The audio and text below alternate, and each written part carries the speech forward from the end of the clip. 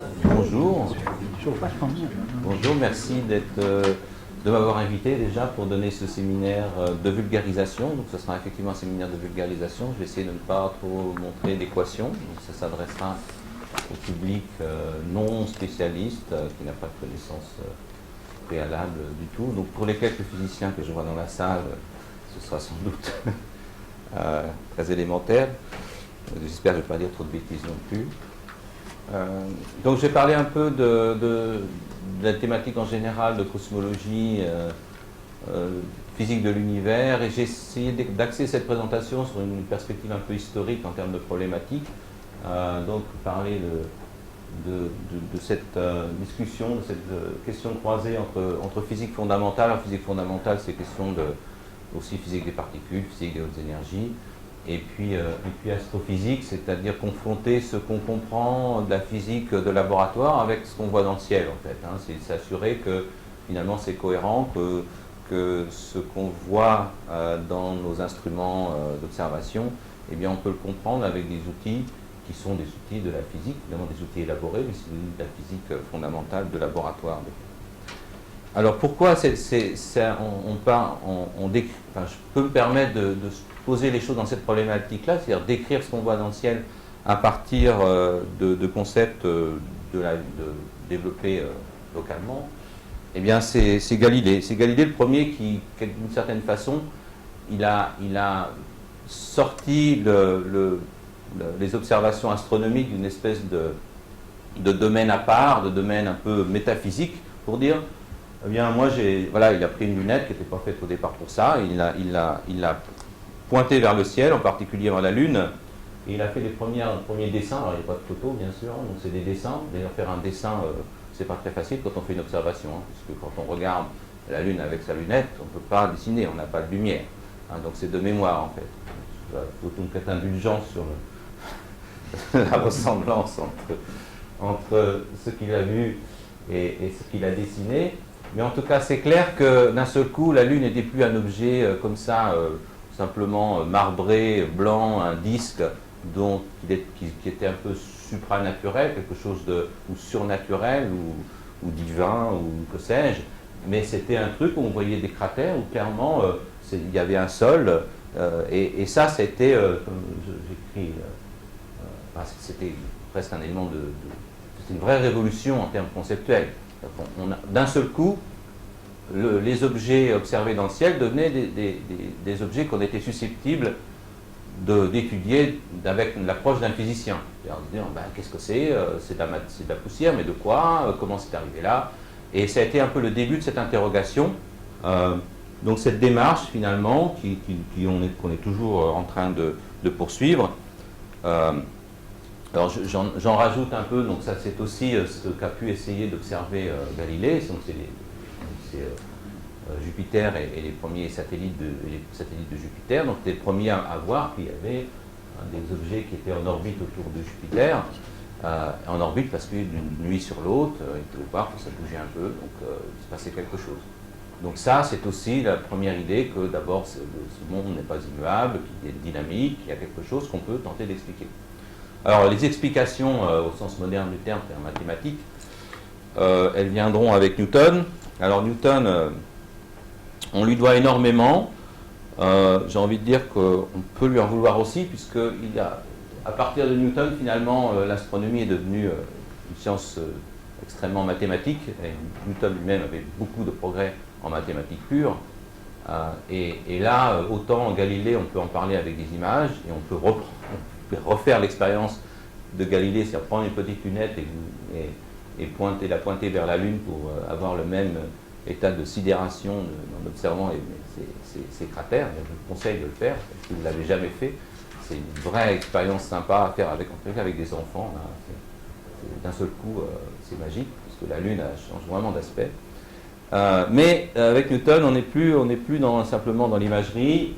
C'est des maths difficiles. Les lois de la gravitation telles qu'il est décrit sont difficiles, même celles de Newton sont difficiles à appréhender. Et puis il y en a un autre qu'on a rajouté une couche, c'est Einstein. Donc avec Newton, on avait des lois qui étaient bon, qu'on peut encore apprendre au lycée, c'est-à-dire les lois d'étant 1 sur R2, donc il y a une force, et on arrive à comprendre, en tout cas, avec des outils relativement accessibles, le mouvement des planètes. Avec Einstein, donc là, pour rendre les choses plus légères, ce sera la seule équation. Pour rendre les choses un peu plus légères, il y a l'équation d'Einstein qui a été peinte sur une locomotive dans une casse en fait, de locomotive quelque part dans le désert sud-américain. Tu l'as vu? Ouais, je suis monté. Donc c'est ça, en fait, il y a plein de vieilles locomotives, c'est ça, de vieux trains. En Bolivie. Donc je ne sais pas quel visiteur a tagué l'équation d'Einstein sur cette vieille locomotive à vapeur. Enfin, toujours été que c'est bien la bonne équation. Alors c'est une équation compliquée, déjà rien que d'écrire la nature des symboles qui sont sur cette équation, c'est difficile. Il y a une partie qui s'attache à décrire ce qu'on appelle la métrique, c'est-à-dire l'espace-temps. Hein. Donc l'idée, vous en avez sûrement entendu parler, c'est que l'espace tel que le concevait Newton ou Galilée avant lui, c'est un espace tridimensionnel pour les parties spatiales, puis un espace, puis un temps indépendant qui s'écoule de manière uniforme, et le même pour tout le monde.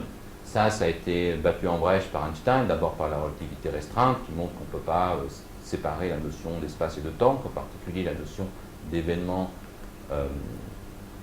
qui ont lieu en même temps, c'est une notion relative, ça dépend du référentiel, et en relativité générale c'est encore pire, c'est-à-dire que tout est flottant, et en particulier tout est courbe, c'est-à-dire qu'il n'y a pas un espace rigide avec des dimensions avec des directions bien définies. Et tout ça c'est encodé dans la partie gauche, c'est la métrique, c'est donc cette partie flottante de l'espace-temps. Et puis la partie droite, c'est comment cette métrique elle est affectée par les sources d'énergie, la matière, la répartition de la matière et des mouvements dans l'univers. C'est le tenseur d'énergie-impulsion, c'est ce grand T avec les indices grecs à mu et nu, hein, qui décrit la matière. Les coefficients 8 figés sur C4, hein, c'est des coefficients de la nature finalement, c'est constant. Et donc ces mu et nu, là, ces indices de tensoriels, comme on écrit en mathématiques, eh bien c'est ce qui décrit l'ensemble, c'est toute la richesse et la complexité de cette équation-là. Mu et nu, ça varie de 0 à 4, donc il y a en fait 16 équations ensemble qui sont écrites là de manière avec des symétries covariantes. Donc c'est donc effectivement une théorie difficile qui est née donc il y a un peu plus d'un siècle maintenant, 1915, et qui a été le terreau sur lequel a pu se construire toute la problématique que je vais décrire maintenant, c'est-à-dire donner un modèle d'univers. Sans l'apport d'Einstein, en fait, on n'avait pas le cadre conceptuel, le cadre théorique, le cadre qui permettait d'appréhender même les questions qu'on se pose par la suite, qui est celle de la compréhension de l'univers comme objet physique. Alors ça a été très vite, et en même temps, vous allez voir, ça s'est arrêté très vite aussi. Ça a été très vite, c'est-à-dire que dès que les équations de la relativité d'Einstein ont été connues, publiques, alors je ne veux pas dire qu'elles étaient adoptées de manière l'ensemble de la communauté scientifique, hein, ça restait quelque chose d'assez, pas marginal, mais d'assez, disons, peu de physiciens se sont embarqués dans une étude de la relativité générale. Le grand moment, c'était 1919, c'était la mise en évidence par effet de l'antigravitationnelle de déflexion de la lumière. Donc ça, c'était une prédiction de la relativité générale qui a rendu Einstein célèbre, mais en même temps, à cette époque-là, il y avait au maximum une poignée de physiciens qui étaient capables d'écrire les équations, des contrôles.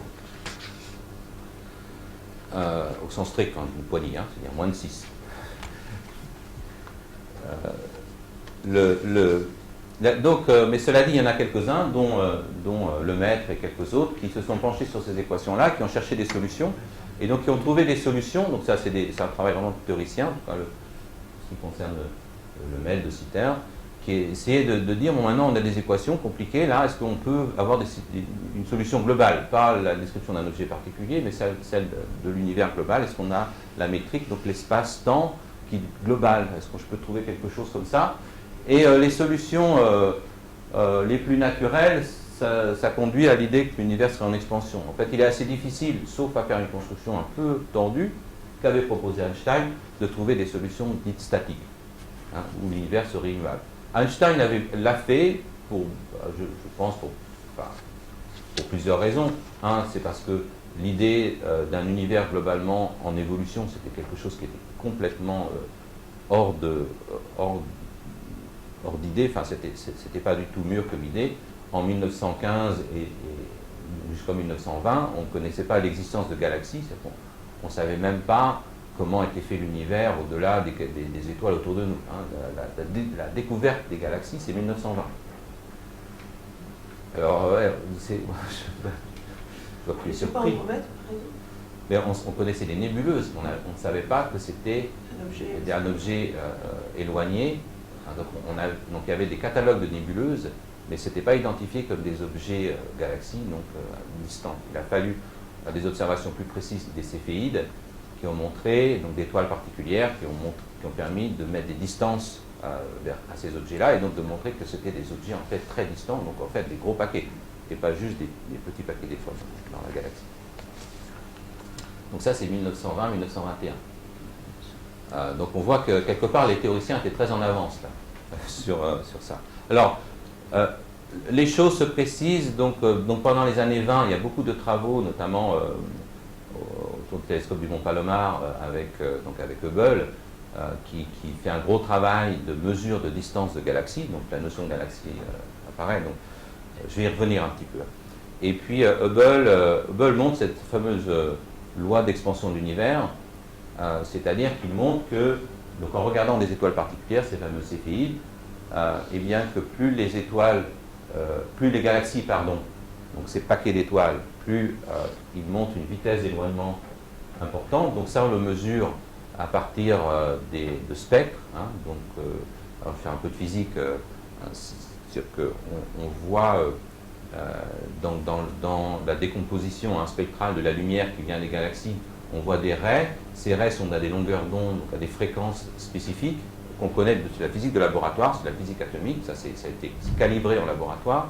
Et ce qu'on s'aperçoit, c'est que ces raies, donc en fait des ensembles de raies, sont décalées vers le rouge, c'est-à-dire vers des plus grandes longueurs d'onde, donc une lumière plus froide, si on veut, moins lumineuse, moins intense, c'est pas tout à fait le mot. Et ça, on l'interprète, enfin l'interprétation classique du physicien de laboratoire, c'est de dire c'est parce que la source s'éloigne.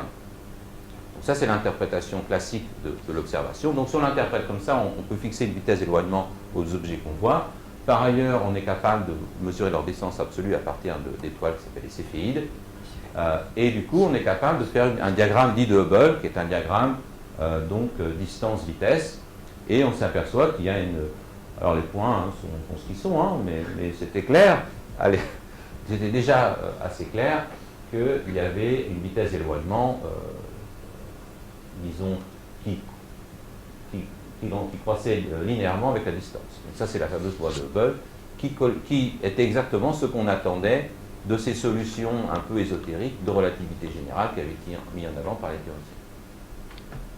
Cela dit, on dit toujours Hubble 1929, en fait, la première estimation de cette pente, même si le diagramme n'apparaît pas, c'est dans un article de Lemaitre, en 1927, mais qui est paru en français dans une revue belge, et qu'il a traduit lui-même pour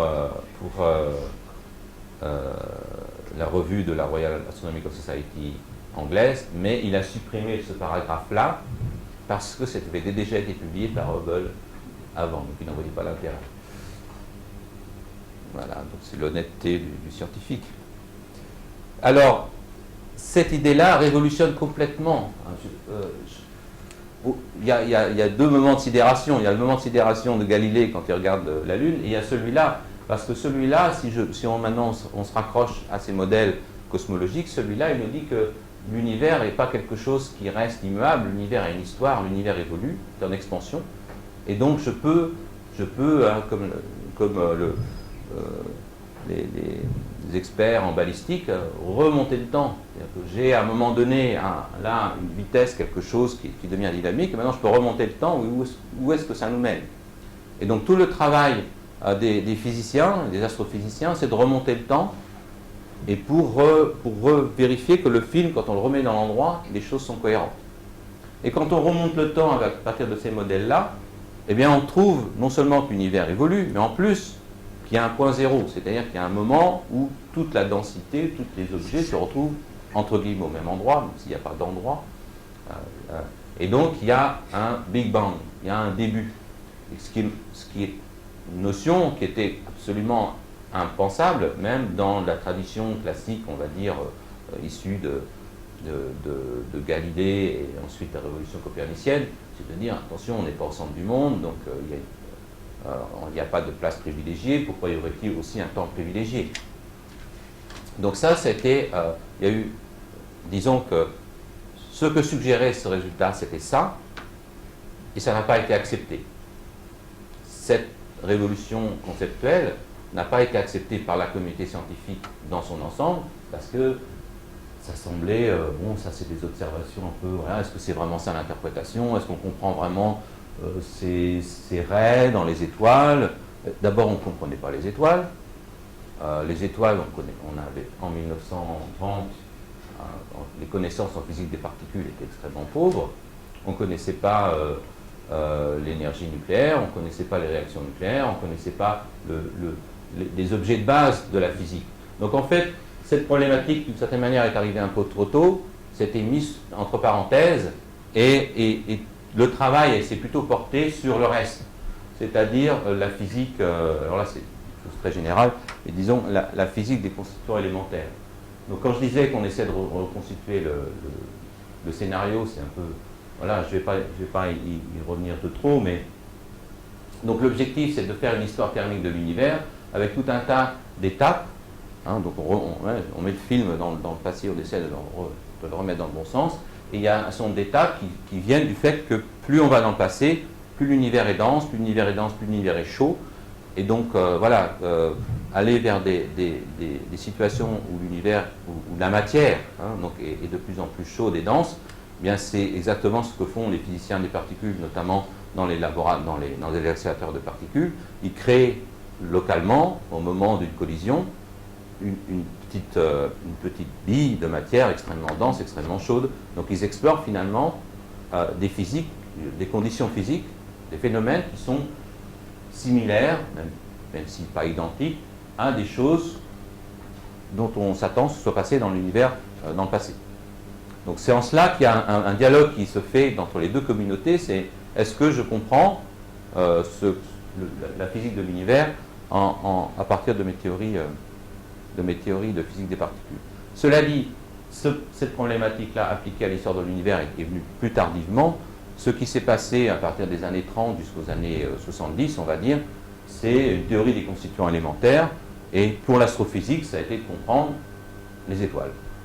Donc ça a été le grand moment de l'astrophysique des années 40-50, c'était la physique des étoiles, la physique stellaire.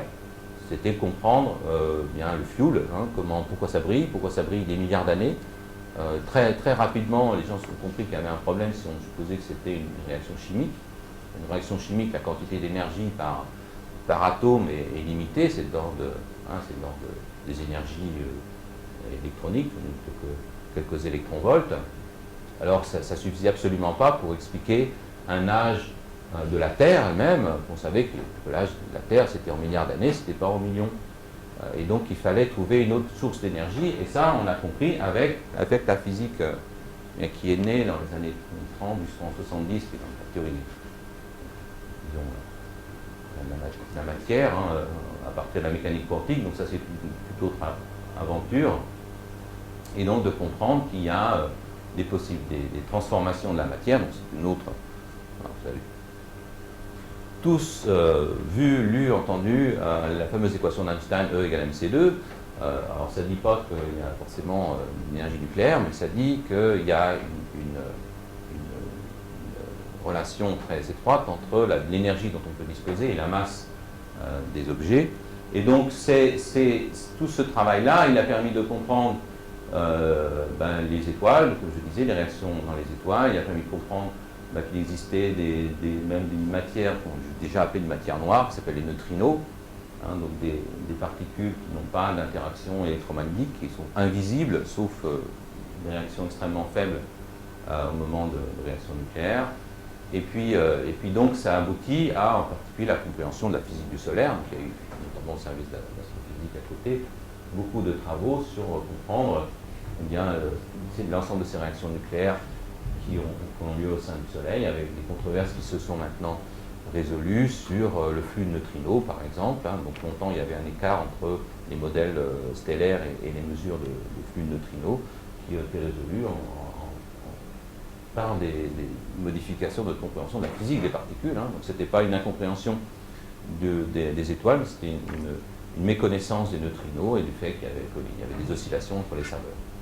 Donc ça, c'est un autre volet, mais c'est aussi fait partie de cette discussion qu'il y a pu y avoir, de ces échanges entre deux communautés, pas forcément des échanges toujours très bien compris, hein. Il y a beaucoup d'a priori, d'un côté comme de l'autre.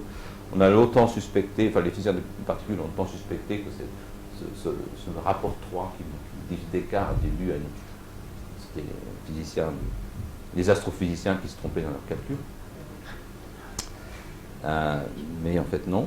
Et donc au-delà du Soleil, eh bien c'est l'ensemble des étoiles. Donc là c'est un diagramme d'Hirshberg-Russell qui décrit en fonction du type spectral, c'est-à-dire de la couleur, et donc où se placent les étoiles entre couleur et luminosité.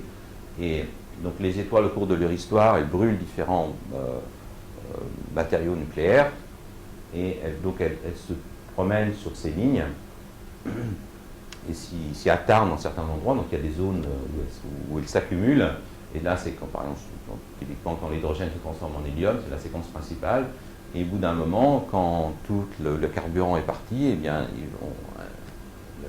l'étoile se transforme, c'est-à-dire qu'elle trouve un autre équilibre entre pression à l'intérieur et puis combustion nucléaire, et donc elle va sur une autre zone et puis elle finit par exploser, faire une supernova ou autre chose. Donc ça, c'était des choses qui ont été bien comprises à partir des années 60-70, donc la physique stellaire. Alors ça m'éloigne un petit peu de ma problématique de cosmologie, hein. Donc je disais l'univers a une histoire, alors j'y reviens. Hein. Donc maintenant, alors ça c'est une image qui est un petit peu emblématique, de toute façon on la voit très bien. Donc ça c'est une image prise par une caméra grand champ, la caméra Megacam, construite par le service d'astrophysique il y a une quinzaine d'années, qui était mise en service sur le télescope Canada-France-Hawaï, à Hawaï. Donc c'est une caméra, des bêtises, je ne sais plus, 400, 500 millions de pixels, quelque chose comme ça, avec un objectif de 3,60 m hein, de diamètre. Donc voilà, c'est pour dire, c'est pas la caméra. Mais c'est une caméra CCD, à part ça, vue de loin, qui ressemble à ce qu'on fait. Donc quand on fait une belle image, alors là, évidemment, il y a un post-traitement assez important pour avoir une image de cette qualité. Donc c'est une image multibande, donc avec plusieurs filtres, hein, plusieurs couleurs.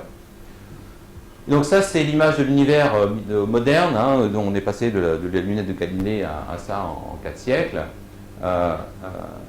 Alors, qu'est-ce qu'on voit? Donc on voit ces choses-là, qui sont on voit des effets de saturation. Donc ça, ce sont des étoiles. Il y en a des plus petites. Ça aussi. Donc ça, ce sont des étoiles de notre galaxie, donc proches. Alors, j'ai parlé en années-lumière, on va dire quelques dizaines, centaines, milliers d'années-lumière. La galaxie, c'est 30 kg par siècle, une centaine de milliers d'années-lumière au maximum, en tout. Mais disons que ces étoiles-là sont des étoiles proches. En fait, quand on regarde ici, donc la galaxie, c'est une structure plate, hein, c'est un disque, avec a priori des bras, enfin, donc un peu comme, par exemple, à peu près, ça ressemble peut-être à cette galaxie-là. Hein, alors évidemment, quand on cherche à voir loin, on ne regarde pas vers le centre, hein, on ne regarde pas dans le disque, on regarde dans les directions orthogonales au centre du disque, donc on regarde vers l'extérieur en quelque sorte. Hein, donc là, ce sont des étoiles qui sont dans le disque, mais vers le haut ou vers le bas. Donc il n'y en a pas, c'est pas une densité très forte d'étoiles, c'est pour ça qu'on regarde vers là. Donc si on regarde, je ne sais pas exactement quelle est la région du ciel qui a été photographiée, mais si on voulait le voir de visu, il faudrait regarder à un endroit où le ciel est noir. Hein. Donc, on regarde où il n'y a rien. Donc là, on a fait une photo où à l'œil, il n'y a rien. c'est le plus noir possible pour pouvoir aller voir les choses qui sont loin derrière. Donc là les pauses sont, je ne sais pas, 10 minutes, 1 heure, pour aller chercher ça sur ce télescope. Et donc il y a des étoiles qui sont, voilà, quelques centaines, milliers d'années-lumière, et puis il y a derrière ces objets, donc ces nébuleuses, pour employer le vocabulaire d'autrefois, donc qui sont identifiées maintenant galaxies. Donc ça, ce sont des paquets d'étoiles. Maintenant, on comprend la physique de ces objets-là. Ce sont des paquets d'étoiles.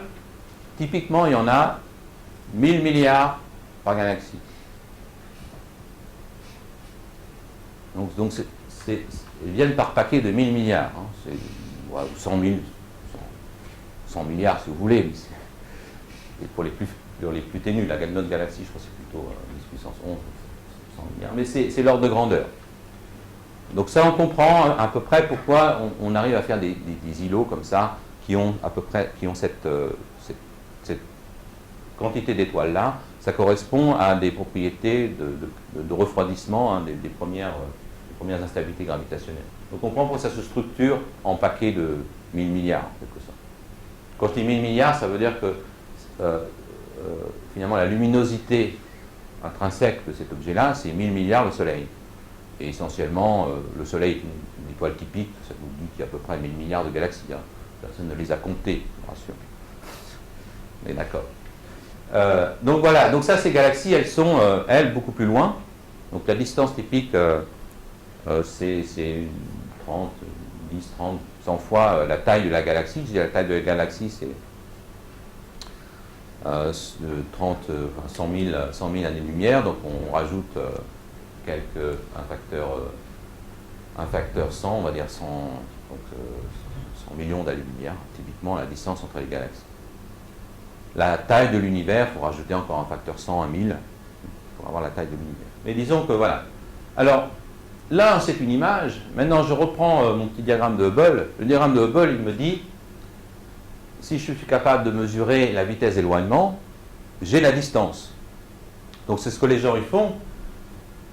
Ils mesurent, donc là, c'est pas une image, il faut prendre un spectrographe, donc il faut prendre le spectre, donc la signature spectrale de ces objets-là, voir les raies, mesurer la vitesse d'éloignement, ce qu'on appelle le redshift dans notre jargon, donc le redshift, le décalage vers le rouge, le redshift, et du coup, on a une vision d'un seul coup tridimensionnelle.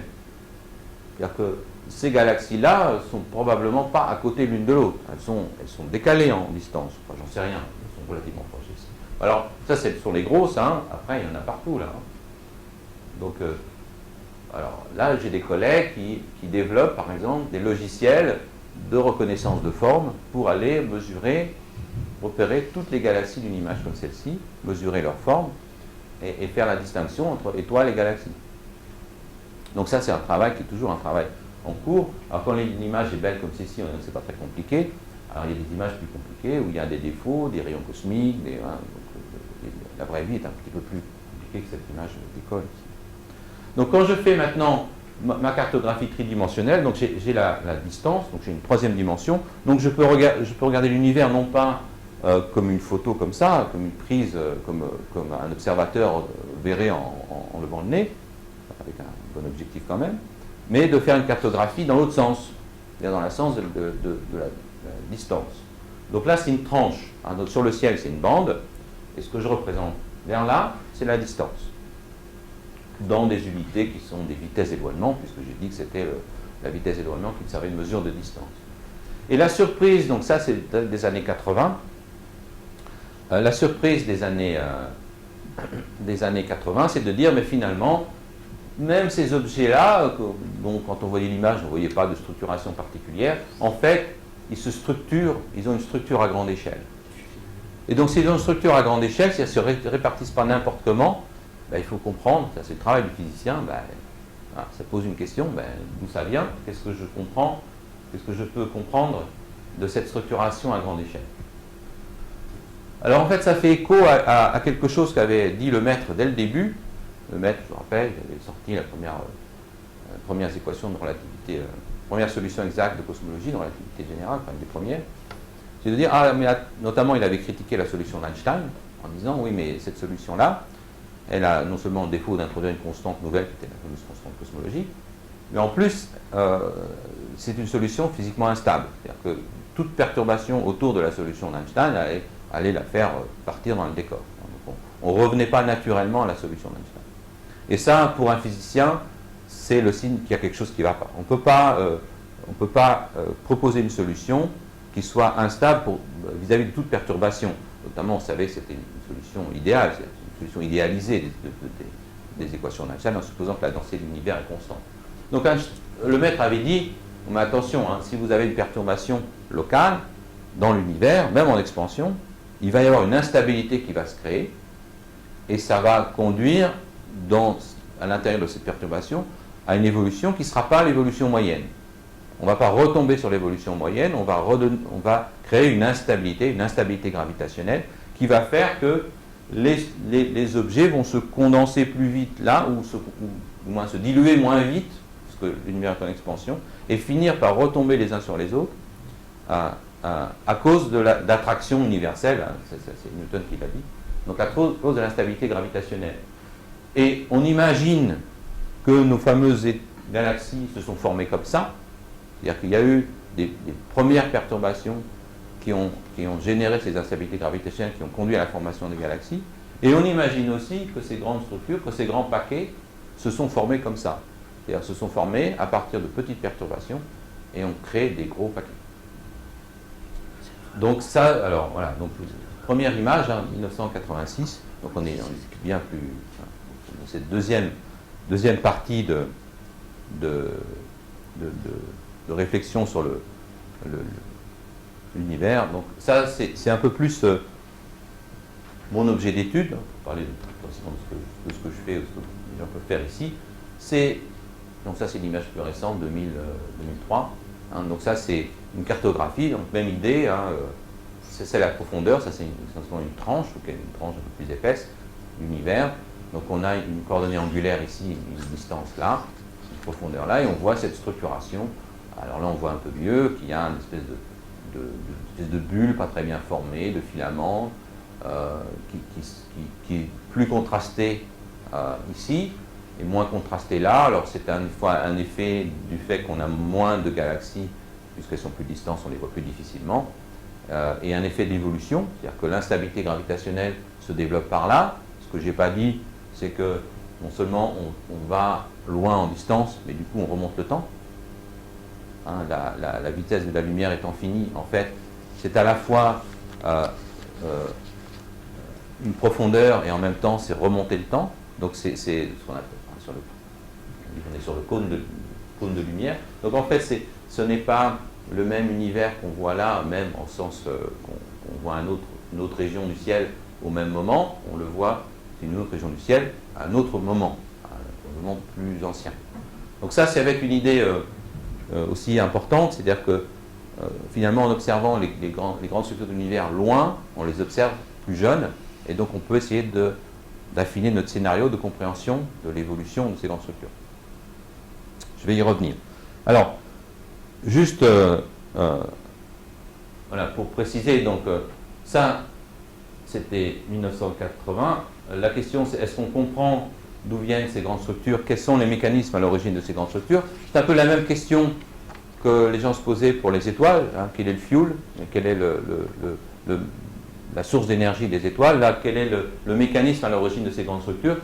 Quand les premières observations ont été faites, c'était pas clair que c'était la gravité, c'était pas évident que ce soit, les gens ne comprenaient pas. D'abord, les gens auraient aimé, la grande surprise c'était que ça ne soit pas uniforme, enfin, disons une solution poissonienne, parce qu'on s'attendait à ce que l'univers à grande échelle devienne homogène. Donc les gens recherchent une espèce, entre guillemets, échelle d'homogénéité. Donc là, clairement, ce n'était pas le cas, c'était un peu la surprise, et ce n'était pas le cas, et même là, on voit qu'il y a des structures relativement grandes. Hein.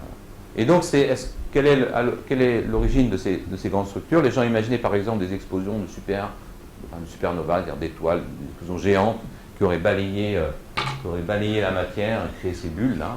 Dans d'autres domaines de la physique, c'est des phénomènes qui peuvent arriver.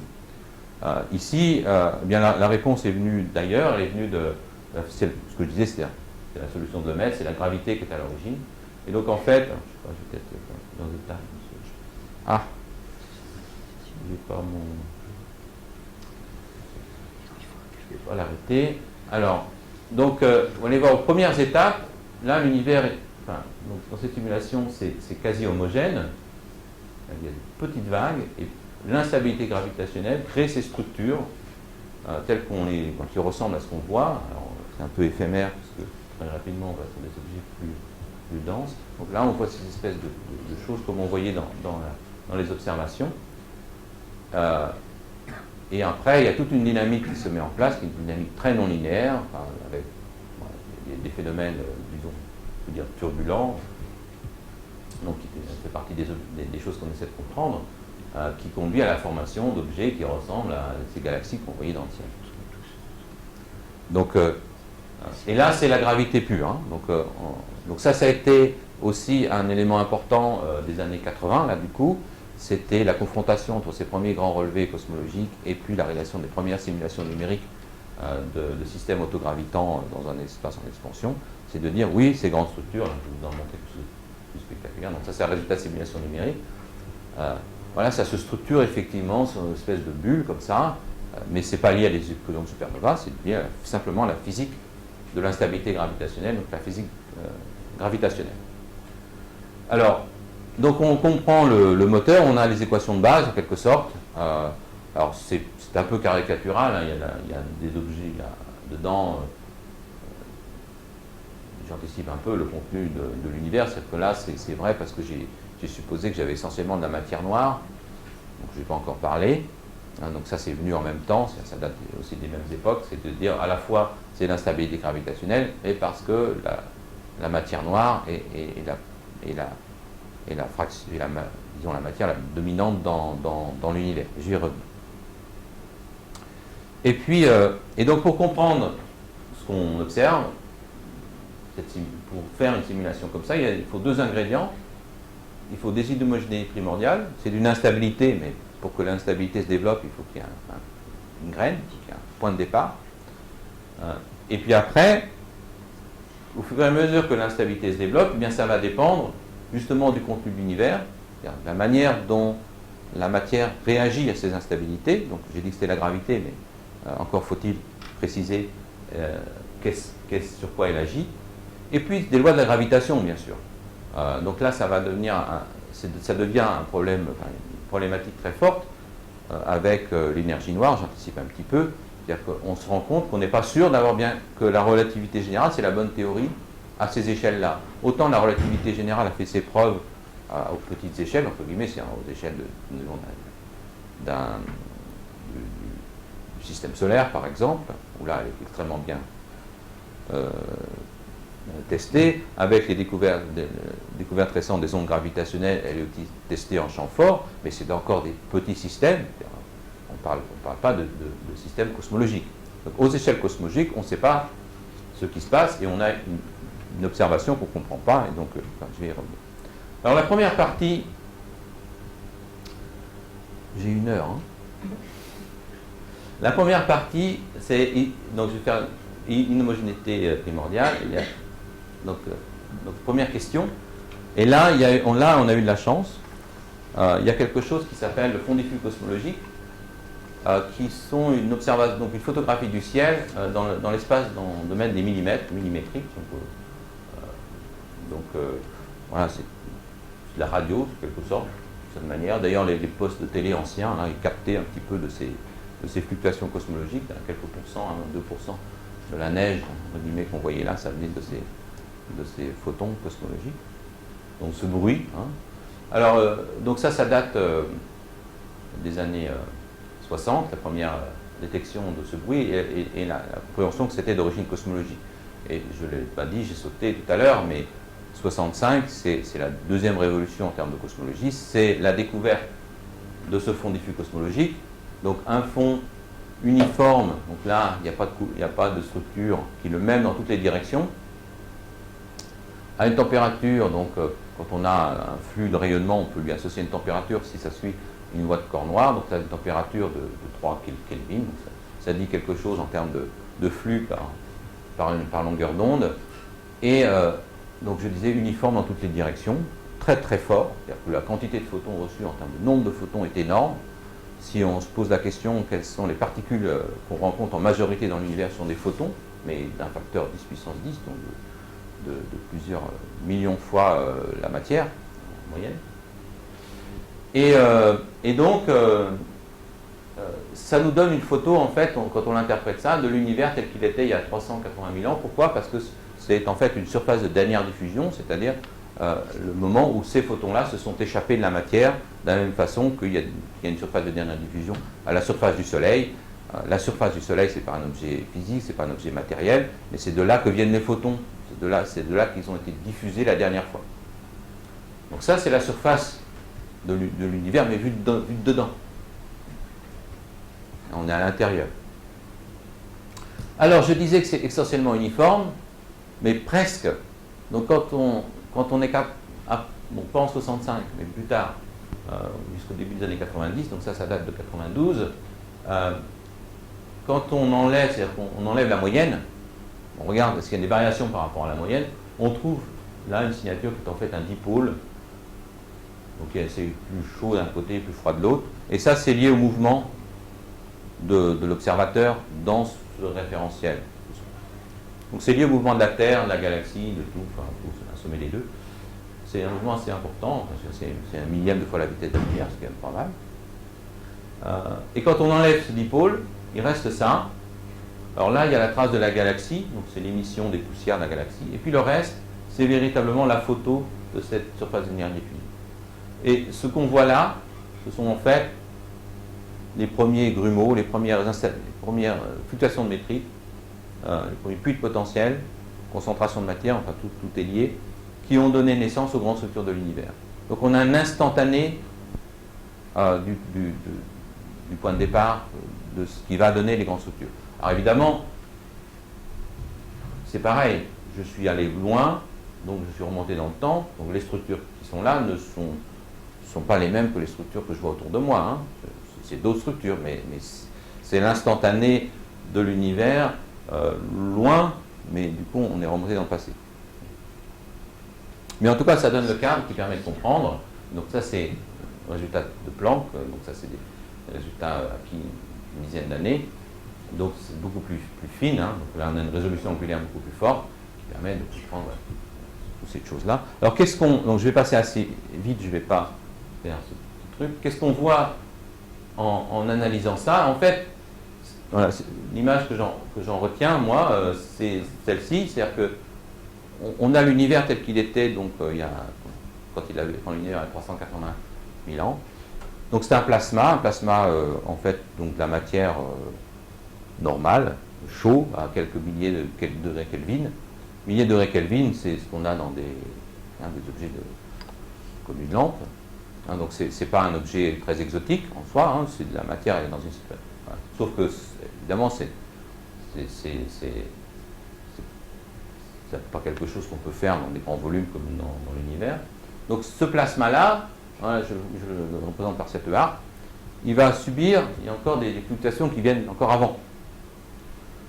Et il va réagir à ces fluctuations. Donc, imaginez du vent qui souffle sur ces fils, sur les cordes, et la harpe va se mettre à résonner pour certaines fréquences, et puis d'autres vont simplement être atténuées, parce que la mécanique est telle qu'elle est. Donc, autrement dit, on a une structure qui va résonante, et ce qu'on observe, ce qu'on mesure, c'est le résultat de tout ça. Donc, en écoutant bien, on peut dire quelque chose sur la harpe. Évidemment, quelque chose sur le vent, mais surtout quelque chose sur la harpe, en l'occurrence. Quand je dis le quelque chose, c'est de quoi c'est fait.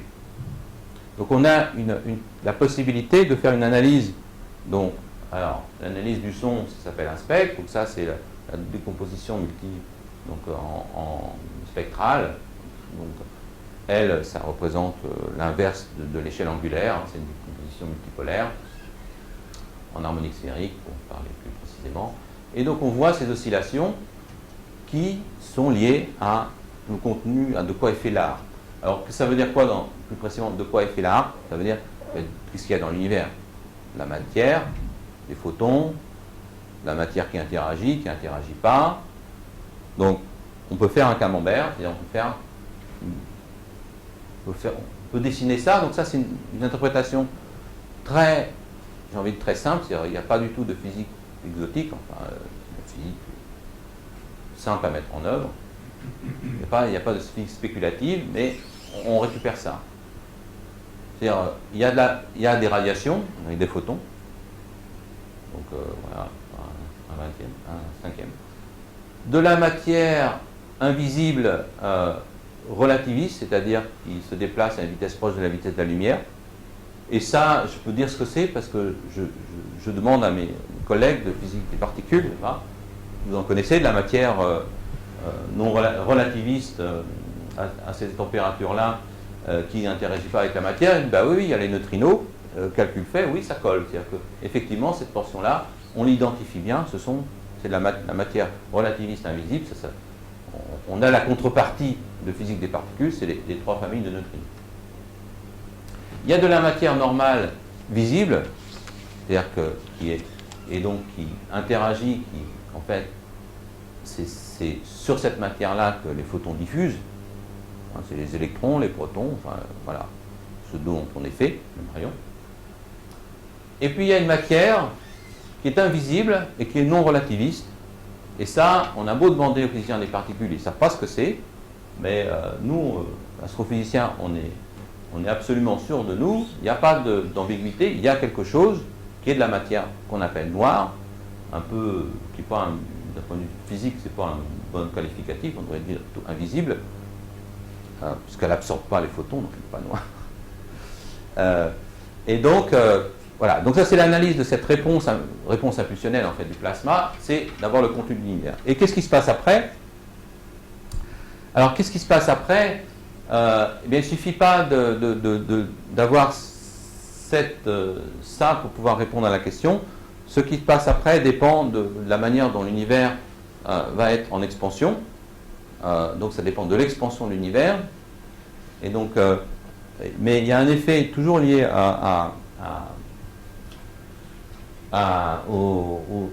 des mesures liées au CMB qui est la mesure des effets dits de l'antigravitationnel. Alors là, vous imaginez une vieille vitre qui a coulé et qui déforme l'image d'arrière-plan. Donc là, vous savez ce que c'est, donc vous voyez qu'il y a une déformation. Si vous n'avez aucune connaissance préalable de qu'est-ce que c'est qu'un immeuble, vous ne pourriez pas dire qu'il est déformé.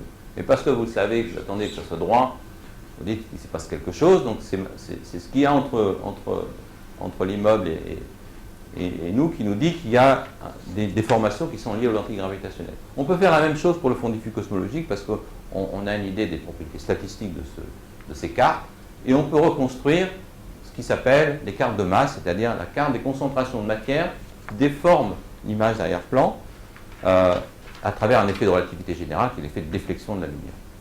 Alors ça, c'est les premières cartes de matière noire finalement intégrées sur les lignes de visée qui ont été réalisées avec le satellite Planck et c'est notamment Karim Benabet qui a fait sa thèse ici avec moi qui était le pilote pour la réalisation de ces cartes. Alors du coup, on peut continuer mon petit truc. De quoi est fait l'univers maintenant? À partir de ça, ça nous dit quelle est la taille du banc optique, distance réelle, et la seule manière de rendre compte de ça, c'est d'introduire une composante supplémentaire qu'on appelle l'énergie noire. On appelle l'énergie noire parce qu'on ne sait pas ce que c'est. Donc, mais qui permet de changer la distance. Alors c'est là où on dit il y a un truc qu'on ne comprend pas, quand même. Et du coup, si on fait le scénario, alors je ne sais pas si vous allez réussir à le voir, ça va un peu vite, j'arrive pas à Donc ça, c'est le camembert de départ, c'était celui d'avant. Donc on est dominé par la matière noire, la matière noire qui prend toute la place, et à un moment donné, c'est l'énergie noire, très récemment, qui domine la quantité d'énergie de l'univers. Donc on est dans une phase dominée par l'énergie noire, mais qui est très récente en fait, relativement à l'histoire de l'univers.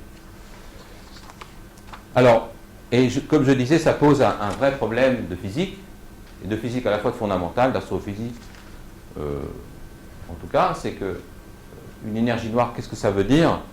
Alors pourquoi ça pose un vrai problème? Donc c'est pas de la matière invisible, parce que on l'aurait vu avant, et en plus, cette chose-là a la propriété de faire quelque chose qui est proprement incompréhensible, en tout cas qui aurait été absolument incompréhensible à Newton, c'est de provoquer non pas une décélération de l'expansion, mais une accélération de l'expansion.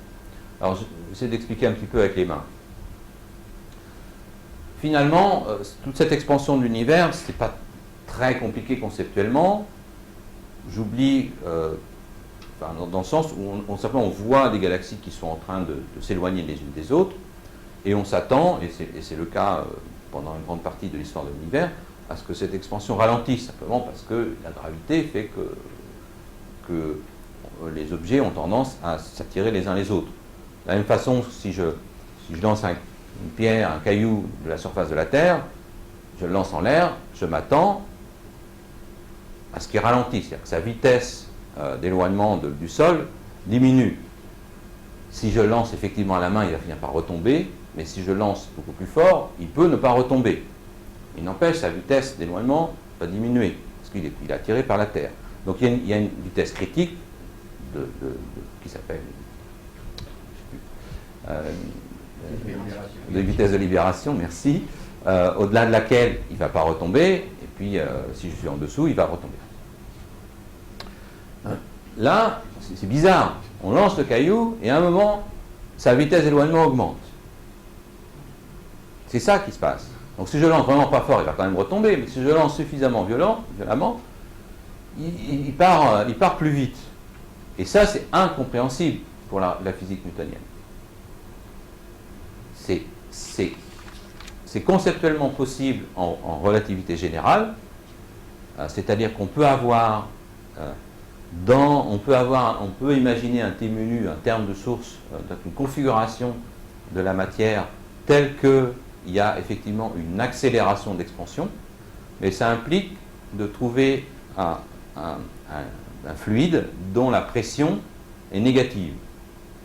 Donc, la pression, vous savez, c'est le fait que vous mettez un gaz dans une boîte, il pousse sur les bords.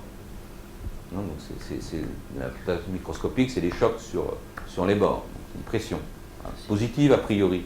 On ne connaît pas de matière qui a de la pression négative. Et là, pour que ça marche, il faut mettre une pression négative. Donc ça, c'est ça qui est le vrai problème à la fois d'astrophysique. Est-ce que c'est vraiment ça la solution, il y a vraiment un fluide de pression négative, ou est-ce que c'est une solution qui va être un changement, on n'a pas compris les lois de la relativité générale, on ne sait pas manipuler, on les utilise comme dans toute loi physique, on fait des hypothèses, des approximations, en particulier on fait l'hypothèse qu'on peut remplacer le fluide cosmologique par sa moyenne, c'est-à-dire par la version filtrée moyennée. Alors c'est pas le cas. Donc peut-être qu'on ne sait pas faire, peut-être qu'on ne sait pas manipuler les équations, peut-être qu'il faut changer les lois de la gravitation, peut-être qu'il y a effectivement un fluide de pression négative. Et ça, c'est une question qui est évidemment transverse, qui n'est pas qu'un problème de relativité générale, qui n'est pas qu'un problème d'astrophysique, qui est aussi un problème de physique fondamentale, et ça a été quelque chose sur lequel les spécialistes de théorie des cordes se sont aussi beaucoup questionnés. Est-ce qu'on peut construire des modèles de théorie des cordes, donc vraiment de physique fondamentale, qui rendent compte d'une pression négative, ou de manière effective, d'une pression négative qui expliquerait cette accélération d'expansion. Alors, c'est un des objectifs, cette compréhension de la mission Euclide, sur laquelle certains d'entre nous, qui est là et moi-même, sommes partie prenante, qui est donc de faire une analyse aussi encore plus poussée, encore plus détaillée de la répartition des galaxies dans l'univers local, pour essayer de comprendre un peu mieux la dynamique des instabilités gravitationnelles, et à travers la dynamique des instabilités gravitationnelles, les lois de la gravitation. Est-ce que ce qu'on comprend, les lois qui dérivent de la relativité générale, permettent d'expliquer cette évolution temporelle, en particulier des instabilités gravitationnelles, mais on voudrait en avoir des mesures beaucoup plus fines, donc des propriétés statistiques beaucoup plus précises, pour vérifier que ce qu'on comprend est bien conforme à ce qu'on observe. Donc il y a plusieurs approches, il y a celle-ci, donc simplement mesurer les redshifts, c'est-à-dire mesurer les positions, les distances, et puis les effets aussi par l'antigravitationnel. Alors ça c'est un peu nouveau, c'est une nouveauté en termes dans cet objectif-là en tout cas, donc c'est de profiter des effets de l'antigravitationnel, comme je disais déjà pour le fond diffus cosmologique, donc, mais là non pas mesurés sur le fond diffus cosmologique, mais sur des galaxies elles-mêmes. Donc là on voit des effets, concentration, c'est un amas, et puis là il y a des objets d'arrière-plan, derrière, donc, qui sont déformés par un effet de lentille, un effet de convergence. Et c'est ça qu'on veut mesurer de manière globale pour faire le pendant de ce qui était mesuré dans le fluide cosmologique, mais dans l'univers local. Local, ça veut dire autour de nous. Et donc, une des problématiques, c'est confronter cette courbe-là à ce qu'on va pouvoir, donc cette première mesure, ce qu'on verrait dans l'univers local, donc c'est les mêmes types de spectres. Et il y a une difficulté supplémentaire, et là je vais donc profiter des dernières minutes pour écrire ça, c'est que autant ici, les fluctuations étaient extrêmement faibles, les fluctuations de densité c'était 10-5, donc 1 sur 100 000, donc ça voulait dire que quand je regardais la densité, le flux de photons venant d'un point du ciel, les variations d'une région à l'autre, c'était 1 photon d'écart sur 100 000. Ça montre d'ailleurs la difficulté de faire la mesure. Hein. Donc il fallait en mesurer au moins voilà, plus de 100 000 pour pouvoir effectivement mesurer ces différences de photons. Quand on arrive dans l'univers local, dans les galaxies, ce n'est pas une fluctuation 1 sur 100 000, c'est plus que 1. C'est-à-dire que ce sont des fluctuations de densité extrêmement grandes. Et là, les physiciens, ils se rendent compte tout de suite qu'il y a une difficulté supplémentaire, c'est-à-dire que là, on peut faire une théorie des perturbations, c'est-à-dire qu'on regarde, on analyse les petites perturbations autour d'un champ moyen, d'une valeur moyenne. Dans l'univers local, on n'est plus dans ce régime-là. Et donc, ça pose des difficultés mathématiques supplémentaires qui est d'aller chercher des évolutions non linéaires, des fluctuations.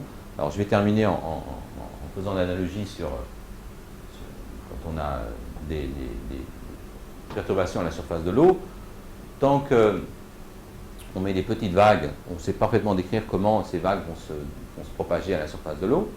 D'ailleurs, ça nous donne une information sur la vitesse de propagation, sur je sais pas, la profondeur, ou sur la nature du fluide sur lequel ça se propage. Ça ne se propage pas de la même façon sur de l'huile ou sur de l'eau. Hein. Je reviens à l'idée que j'étais capable de dire quelque chose sur la nature du milieu dans lequel ça se propage en regardant la réponse à des perturbations. Et puis là, je vais vous faire je ne sais pas si vous connaissez ce film. Il est connu. Donc là, c'est les effets non linéaires. Donc on met des perturbations, mais de sorte qu'on n'est plus dans le régime de petites perturbations à la surface de l'eau. Donc c'est une piscine, donc il y a une onde qui part du bord, donc qui est convergente. Je ne sais pas si vous allez voir. Et puis, il n'y a pas le son. Et puis il arrive au milieu.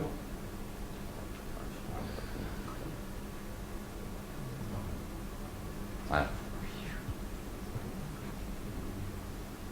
Donc là, on est dans un régime non linéaire. C'est du couplage de mode, c'est des effets, c'est comme les déferlantes au bord à la plage. C'est quelque chose que pour l'appréhender, qui va au-delà de théorie simple. Je vais avancer. Et donc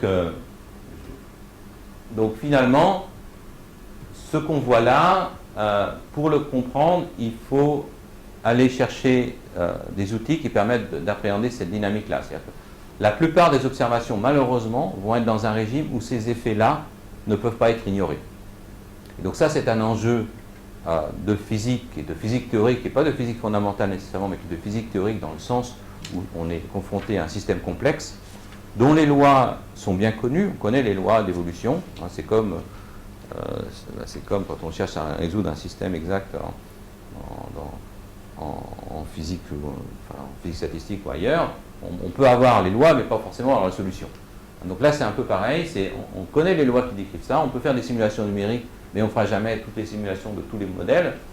Et donc, il faut trouver des outils théoriques pour comprendre le développement de ces instabilités en termes d'observables. Donc voilà, j'avais encore quelques slides. Donc ça, c'est quelque chose qui occupe le nombre de personnes ici. C'est donc ce travail de physicien-théoricien, qui n'est pas forcément qu'un travail de construction de physique de hautes énergies, de physique fondamentale, dans ce sens-là. Cela dit, il y a des questionnements dont j'ai un petit peu passé sous silence de physique fondamentale. Donc il y a une question qui est restée ouverte. J'ai dit qu'il y avait quelqu'un qui soufflait sur les cordes de la harpe. Je n'ai pas dit qui soufflait. Donc il manque encore quelque chose dans ma construction. Donc il y a une problématique, c'était l'énergie noire, et l'autre problématique, c'est qui souffle. Qu'est-ce qui est à l'origine des fluctuations? Non. Qu'est-ce qui est à l'origine des fluctuations? Donc ça, on imagine des fluctuations d'origine quantique. Donc ça, c'est l'hypothèse qui est la plus abondamment explorée. Donc ça, c'est une illustration qui vaut ce qu'elle vaut. C'est un peu difficile d'illustrer des fluctuations quantiques dans un champ. Donc on imagine des fluctuations spontanées, spontanées, quantiques, qui donnent naissance aux grandes structures de l'univers. Et la question, c'est est-ce qu'on est capable d'identifier le champ, le degré de liberté responsable de ça? Et là, c'est une question largement ouverte. Là, mais ça s'adresse aux physiciens de physique fondamentale, théorie des cordes, des supercordes. Donc ça, c'est un exemple de Lagrangien, où tout tas de degrés de liberté. Et la question, il manque un truc. Voilà. Donc c'est quelque part la physique qu'on observe avec Planck en mesurant le CMB, c'est une petite partie d'un potentiel effectif quelque part. Et ce truc-là qui a bougé, qui serait l'origine des grandes structures, où est-ce qu'il est dans un Lagrangien comme ça? La question est largement ouverte, on n'est pas sûr de connaître le Lagrangien dans lequel il faut chercher non plus. Donc ça fait partie des questions qui restent largement ouvertes dans ce dialogue entre infiniment petit et infiniment grand. Donc les perspectives, c'est ça, c'est la matière noire. Donc la question est toujours restée sans réponse de la part des astrophysiciens. Les physiciens des particules n'ont toujours pas la réponse à la question, même s'ils essayent. Donc il y a des expériences dédiées de recherche de matière noire. L'énergie noire, j'ai évoqué toute la difficulté conceptuelle qu'il y avait derrière. La phase inflationnaire est un problème largement ouvert. Et puis après, comment est-ce qu'on cherche? On cherche de tous les côtés, à vrai dire. C'est-à-dire à la fois dans les nouvelles expériences de physique des particules, les nouveaux satellites dont j'ai évoqué Euclide, et puis les nouvelles idées théoriques. Tout est bon pour progresser sur ces fronts-là. Merci.